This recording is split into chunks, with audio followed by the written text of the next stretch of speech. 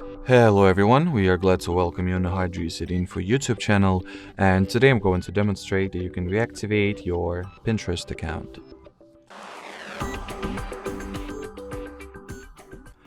So to begin with, let me quickly deactivate mine to begin with, and then in order for make it active, visible and discoverable again, all that you have to do is to simply log into your account whenever you are ready to recover it or restore it. So I will obviously enter my email address first, then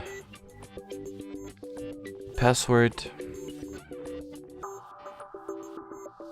After you enter the password, tap at the login button and wait for the app to sign you in. And as you can see, our Pinterest account has been successfully recovered.